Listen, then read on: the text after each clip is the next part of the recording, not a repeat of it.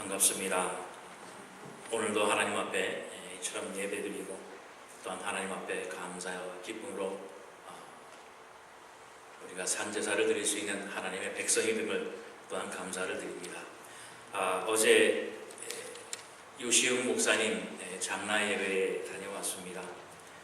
장례식이라고 하는 그러한 곳을 다닐 때마다 늘 생각나고 또 마음으로 결심을 하게 되는 게 참 잘 살아야 되겠다라고 하는 생각을 늘 합니다. 장례식을 이렇게 예배를 드릴 때마다 어제도 물론 그랬습니다만 내가 혹시라도 누구에게 상처 준 일이 없는가, 누구에게 잘못을 저질러 놓고도 아무것도 모른 채로 혹시 살아가고 있지 않은가, 내가 죽은 그날에는 누군가가 나를 기억해주고 정말 물론 좋은 말만 들을 수는 없습니다만 내가 실수한 것, 잘못한 것도 다 용서해 줄 수 있는 그 사랑 가운데 내가 하나님의 품에 들어갈 수 있겠는가, 그러한 많은 생각을 하게 되면서 정말 잘 살아야 되겠다. 누구한테 뭐 욕먹지 않는 게 중요한 게 아니라 정말 하나님의 주신 양심에 따라서 선하게 살고 정말 신앙 가운데 모나지 않게 잘 살아야 되겠다라고 하는 그러한 생각을 하게 됐습니다. 그래서 잘 살아야 되는 것, 그것이 무엇인가, 정말 어떻게 살아야 잘 살 수 있는가라고 하는 것을 생각을 하면서 저의 생각을 좀 나누고자 합니다. 오늘 봉독한 이 본문의 말씀은 이제 이스라엘 백성들이 이집트의 그 애굽의 노예 생활을 청산하고 40년의 광야 생활을 거쳐서 이제 요단강을 건너고 여리고 성이 보이는 그 평지 앞에서 이스라엘 백성들이 다 모인 겁니다. 그러니까 이제는 나그네 생활, 광야 생활을 다 마친 겁니다. 그래서 오늘 8절에 보면 그 모든 백성에게 할례를 행했다라고 하는 겁니다. 할례라고 하는 것은 오늘날 우리가 교회에서 드리는 그 침례나 세례와 같은 건데, 신약에 와서는 이렇게 물에 잠기는 것으로 대신합니다만은 구약 시대에는 이 할례라고 하는 것을 했습니다. 좀 말씀드리기가 좀 쑥스러운데, 오늘날 우리 남자 아이들이 태어나면 받는 그 포용 수술 같이 남자의 생식기의 겉표피를 잘라내는 겁니다. 그것을 행하는 자가 이스라엘 백성 중에서 하나님의 백성이 됐다라고 하는 표식을 얘기하는 거예요. 바로 그러한 표식을 가져야 이제 하나님의 백성이다라고 하는 것, 상징을 구약시대에는 가졌다라고 하는 겁니다. 그런데 이 여리고 요단강을 건너서 가나안 땅에 들어오기 전까지는 할례를 받을 수가 없었습니다. 왜냐하면 오늘가 봉독한 전반부에 보면 여호수아서 5장 4절로 7절에 보면 여호수아가 할례를 시행한 까닭은 이것이니 애굽에서 나온 모든 백성 중 남자 곧 모든 군사는 애굽에서 나온 후 광야길에서 죽었는데 그 나온 백성은 다 할례를 받았으나 다만 애굽에서 나온 후 광야길에서 난 자는 할례를 받지 못하였습니다. 이스라엘 자손들이 여호와의 음성을 청종하지 아니하므로 여호와께서 그들에게 대하여 맹세하사 그들의 조상들에게 맹세하여 우리에게 주리라고 하신 땅 곧 젖과 꿀이 흐르는 땅을 그들이 보지 못하게 하리라 하시매 애굽에서 나온 족속 곧 군사들이 다 멸절하기까지 40년 동안을 광야에서 헤매었더니 그들의 대를 잇게 하신 이 자손에게 여호수아가 할례를 행하였으니 길에서는 그들에게 할례를 행하지 못하였으므로 할례 없는 자가 되었음이더라 라고 할례를 가나안 땅에 들어가서 모든 백성이 다 받아야 함을 이유를 설명을 하고 있습니다. 다시 설명을 드리면 이제 이스라엘 백성들이 애굽 땅에 나오면서부터는 광야 생활입니다. 어느 한 곳에 정착해서 오래 살 수가 없습니다. 그런데 할례를 받으면 이것도 수술입니다. 그러니까 할례를 받고 나면 최소한 일주일, 2주는 한 자리에 있으면서 그 상처가 다 낫기까지 기다려야 되는 겁니다. 그런데 그럴 수가 없는 거예요. 광야에서 40년 동안을 헤매고 다녔습니다. 그러니까 아침에 일어나면 짐 싸고 출발하고 저녁 때 해질녘에 되면 또 짐 내서 텐트 치고 자고 하는 그러한 생활 속에서는 할례라고 하는 것을 할 수가 없었던 거예요. 그래서 40년 동안을 이제 광야 생활하면서 그 이집트에서 애굽에서 나오기 전에는 모든 백성들이 할례를 받았지만 그 나온 후 40년 동안 광야에서 난 자들, 40년 동안의 난 자들은 다 할례를 받지 못했습니다. 다시 말씀드리면 이 가나안 땅에 들어간 남자들은 할례를 받은 사람들이 하나도 없었던 거예요. 왠지 아십니까? 여기에서 말씀하고 있는 것처럼 애굽 땅에서 나올 때에 같이 나왔던 모든 장정들, 군사들은 광야에서 다 죽고 말았습니다. 하나님의 말씀을 순종하지 아니하고 하나님의 계획과 뜻을 원망을 했기 때문에 광야에서 다 죽고 말았습니다. 단 두 사람만 할례를 받은 채로 이 가나안 땅에 들어갔습니다. 누군지 아시죠? 여호수아와 갈렙뿐이었습니다.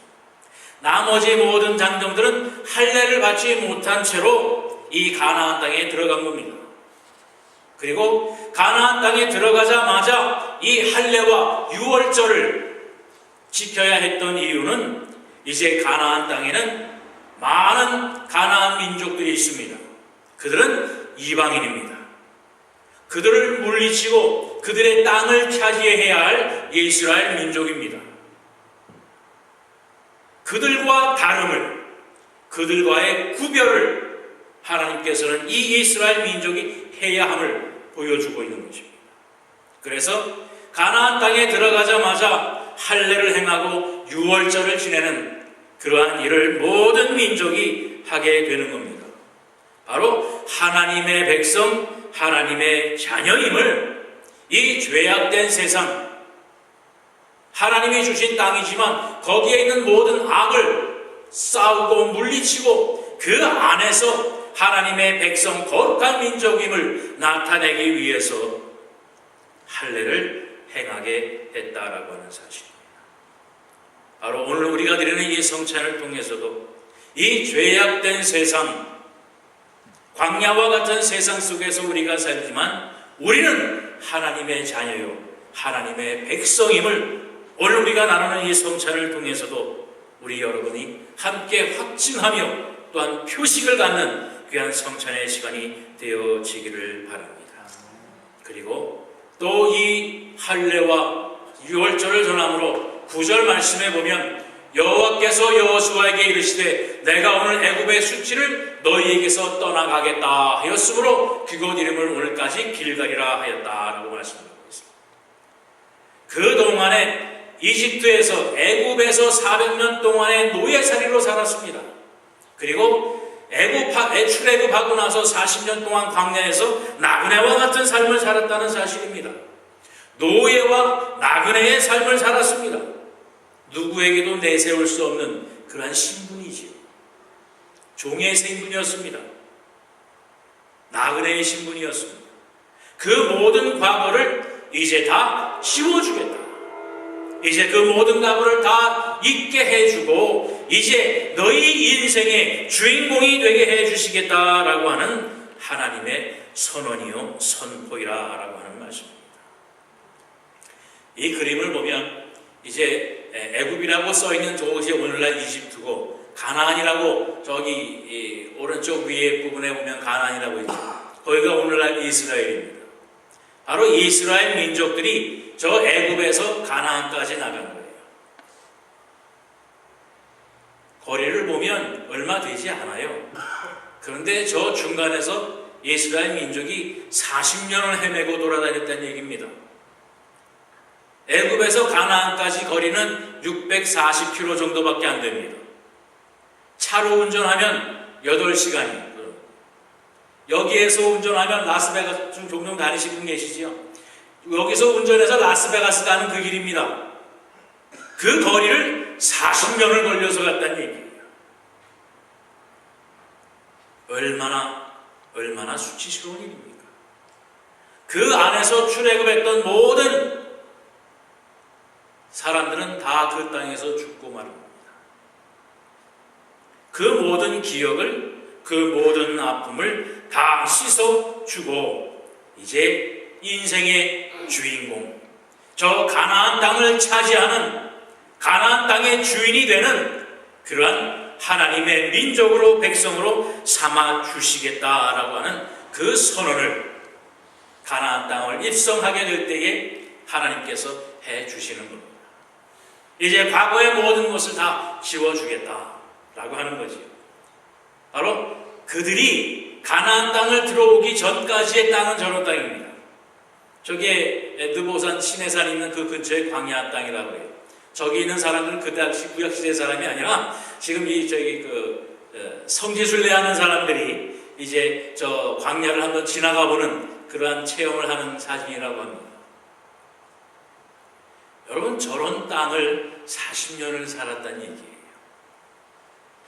여기서도 이제 네바다 가는 그 모아비 사막 쪽을 가보면 정말 저기를 사람들이 어떻게 지냈을까? 혹시 데스밸리 가보신 분이 있습니까?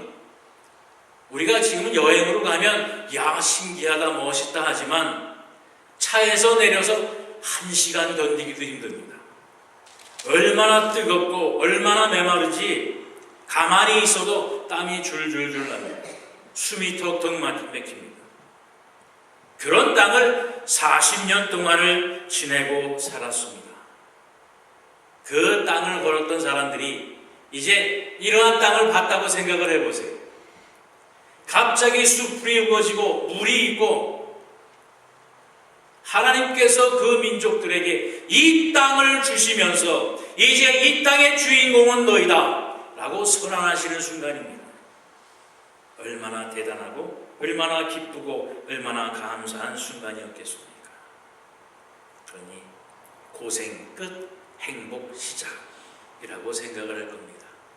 그런데 여러분, 오늘 본문 12절에 볼까요?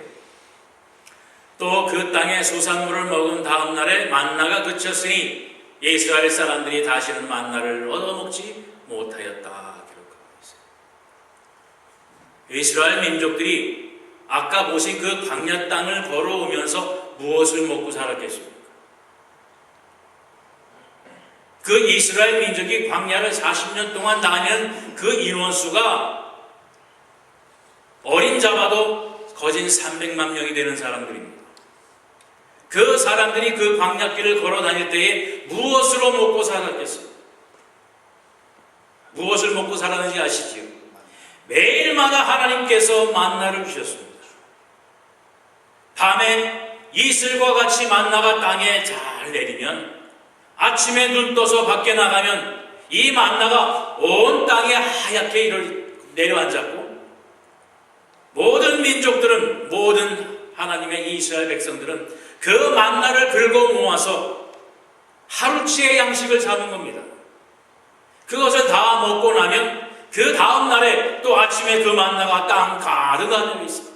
또 쓱 긁어다가 반죽을 해서 떡을 해먹던 밥을 해먹던 하루 양식 삼시세끼를 해먹고 살아왔다라고 하는 사실입니다.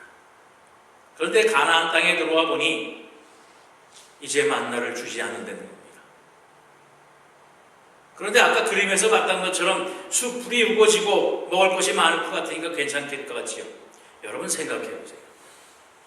40년 동안을 맨날 만나만 긁어 주워 먹던 사람들입니다.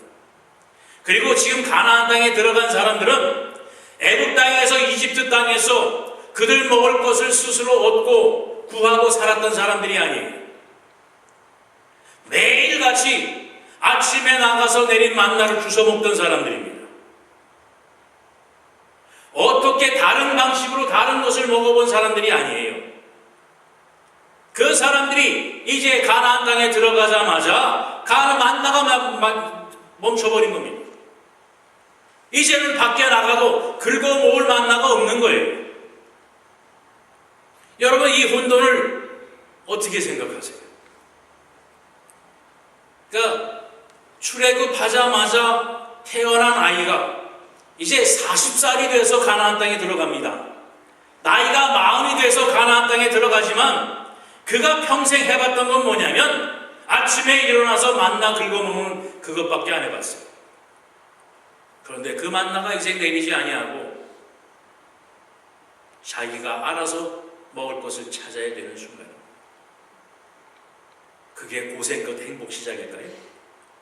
아무리 숲을 지고 물이 많아도 어떻게 먹어야 되는지, 무엇을 먹어야 살아야 되는지 생각조차도 할 수 없는 그러한 환경과 조건이 될 수밖에 없었다라고 하는 말씀입니다. 여러분 어떻게 생각하세요? 저희가 어렸을 때 저희 아버님이 그 월남에 갔다 가셔서 몇 년을 계시면서 좀 쪼꼬레시고 뭐고 좀 보내주신 적이 있어요. 근데 그때 이제 보내주신 것 중에 커피도 있었고 또 홍차, 티백도 있었어요. 이제 저희 어머님이 동네 분을 모셔다가 이제 생전 먹어보지도 못한 것, 보지 못한 것이 왔으니 이제 동네 분들에게 선사를 한다고 홍차 티백을 딱 해서 뜨거운 그 커피잔에다가 딱 놨어요. 이게 생전 처음 본 거니 이게 먹을 줄은 압니까? 그런데도 모른다고는 말을 못하고 그러고 있다가 어느 한 분이 딱 보고서 그거를 쫙 찢어서 커피잔에다 쫄쫄쫄 들어놓고 스위스위 젖어서 딱 마시기 시작하는 거예요. 찌꺼기가 남으니까 휘 저어서 그것까지 다 마십니다. 그 홍차 찌꺼기 입 속에도 끼고 목에도 끼고 kakkak거리면서 신기한 거 먹는다고 먹는 거예요. 여러분 오늘날 그런 사람 보면 뭐라고 그러겠어요? 정말 우주준 사람이 이러는 거예요. 생전 만나만 먹고 살던 사람들이 무엇을 어떻게 먹어야 되는지 모르는 그런 환경이 되어진 겁니다. 그런데 여러분, 하나님께서는 그 상황을 그대로 두시지 않으셨어요. 11절로 12절을 다시 볼까요? 6월절 이튿날에 그 땅의 소산물을 먹되 그날의 무교범과 볶은 곡식을 먹었더라 그랬습니다. 만나가 그치고 나니까 그 땅에 무엇이 있었냐면 보리와 먹을 것이 있었습니다. 바로 가나안 땅에 들어간 그 때가 3월, 4월 때입니다. 지금 명령하면 바로 보리 추수하는 때예요. 가나안 땅에 들어가고 나니까 추수할 보리가 평야의 광야에 가득한 겁니다. 만나가 그치는 대신 이제는 그 땅에서 나오는 소출물, 소산물을 먹을 수 있게 하나님께서 해 주셨어요. 그리고 12절 후반부에 볼까요? 그 해 가나안 땅에 소출을 먹었더라. 만나가 그쳤지만 하루만 그 땅의 소출을 먹은 게 아니라 그 해에 한 해 동안 그 땅에서 나는 모든 곡식과 곡물을 먹을 수 있게 해 주셨습니다. 한 해 동안 살면서 그 땅에서 나는 것들을 어떻게 먹고 살아야 하는지 배우고 깨우칠 수 있는 시간 동안 하나님이 그 땅에 나는 것을 먹게 해 주셨다라고 하는 말씀입니다. 여러분 분명히 기억하시기 바랍니다. 하나님은 때로는 우리를 힘들고 어려운 지경까지 우리를 데리고 가실지는 모르지만 결코 사지로는 데려가지 않는다는 말씀입니다. 결코 우리를 죽는 곳으로 데려가지는 않는다는 말씀입니다. 비록 환경이 어렵고 힘들지만 그곳에서 살 것을 우리에게 허락하여 주시고 그곳에서부터 좋은 것을 얻을 수 있도록 하나님께서는 준비하고 계시다라고 하는 바로 그 말씀입니다. 출애굽기 2장 23절로 25절 말씀에도 보면 여러 해 후에 애굽 왕은 죽었고 이스라엘 자손은 고된 노동으로 말미암아 탄식하며 부르짖으니 그 고된 노동으로 말미암아 부르짖는 소리가 하나님께 상달된지라 하나님의 그들의 고통의 소리를 들으시고 하나님이 아브라함과 이삭과 야곱에게 세운 그의 언약을 기억하사 하나님이 이스라엘 자손을 돌보셨고 하나님이 그들을 기억하셨더라 라고 말씀하고 있습니다. 이집트 땅에서 400년 동안 노예 생활을 하면서 야곱과 그 후 자손들 그 식구들을 기억했던 모든 그 애굽 왕이 죽고 말입니다. 많은 대우를 받고 많은 혜택을 받았던 그 왕들이 다 죽고 이젠 그들을 기억하지 못하는 왕들이 노예를 노예로 부리고 그 수가 많아지니까 이제는 핍박하고 그들이 낳는 아들들을 다 잡아 아이를 죽이고 하는 그러한 핍박이 있게 될 때에 이스라엘 민족들이 하나님 앞에 부르짖어 기도합니다. 그때에 하나님이 이스라엘 민족의 부르심을 들으시고 그들을 기억하셨다라고 기록을 하고 있는 겁니다. 기억하셨다라니까 그동안 잊어버렸다가 나를 부르냐? 찾아갔다는 말씀이 아니라 하나님의 때가 되기를 기다리신 겁니다. 그리고 그 때가 되어서 하나님의 백성들이 부르짖게 될 때에 하나님이 그 음성을 들으시고 하나님의 주신 그 약속을 지키셨다라고 하는 바로 그 말씀입니다. 기억하셨다라는 기억나게 리멤버 됐다는 얘기가 아니라 바로 약속을 그대로 이행하셨다라고 하는 바로 그 말씀이에요. 하나님은 우리에게 뒤돌아 있다가 쉬시기 위해서 어느 한적한 곳에 계시다가 우리가 부르면 나타나시고 우리가 찾으면 보이시고 하는 바로 그러한 분이 아닙니다. 하나님은 어느 곳에서도 앞에서도 뒤에서도 옆에서도 위에서도 계시는 분이 하나님이십니다. 우리가 찾질 않아서 우리가 보지 못하는 하나님이시지 하나님은 우리와 늘 함께 하시고 우리를 불꽃과 같은 눈동자로 지켜보시고 인도하신다는 사실을 기억하시기를 바랍니다. 요즘 유행하는 게임이 있습니다. 포켓몬고라고 하는 것 전화기를 들고 사방 비춰보면 어디에도 다 그게 있다고 그래요. 그거 보고 다니면서 아주 넘어지고 자빠지고 사고도 나고 또 우리 교회가 여기가 저도 그 게임은 잘 모르는데 이 교회가 그 포켓몬 게임하는 싸움하는 그 장소래요. 사람들이 얼마나 오는지 모릅니다. 밤이고 낮이고 차 타고 지나와서 여기서 게임하다 가고 앞에 와서 게임하다 가고 모르는 사람들이 교회 주변을 돌아다니면서 여러분 하나님은 어디에도 계세요. 여러분이 찾아다니면 어디에도 계십니다. 그 하나님께서 우리를 늘 유념하시고 기억하고 계신다고 하는 사실을 분명히 기억하시기 바랍니다. 때로는 우리의 삶 속에 만나가 그칠 수도 있습니다. 늘 우리에게 주셨던 그 혜택과 그 형통의 복이 어느 순간에는 그칠 수도 있습니다. 그러나 그것이 끝이 아닙니다. 그 다음에 주시는 하나님의 은혜가 있음을 기억하시기 바랍니다. 때로는 우리가 당혹할 수 있습니다. 우리가 혼란스러울 수 있습니다. 우리가 염려스러울 수 있습니다. 우리의 삶 속에 이사라고 할 수 있고 직장이 이전이라고 할 수 있고 많은 우리의 삶에 변하고 있을 수 있습니다. 여러분 그 가운데서 가장 걱정하는 것이 무엇입니까? 먹고 살 수 있을까? 무엇을 먹고 살아야 될까? 잘 될 수 있을까? 그 모든 것을 나보다 먼저 기억하시고 계신 분이 계시다는 사실을 여러분 분명히 기억하시고 주 은혜 안에서 사시는 여러분 되시기를 바랍니다. 하나님께서 언제나 인도하고 계십니다. 하나님께서 언제나 주의 은혜 속에서 우리를 품기를 원하고 계십니다. 그 안에서 살기만 하면 됩니다. 그 은혜 안에서 거하기만 하면 하나님께서는 우리의 갈 길을 인도하시고 책임져 주십니다.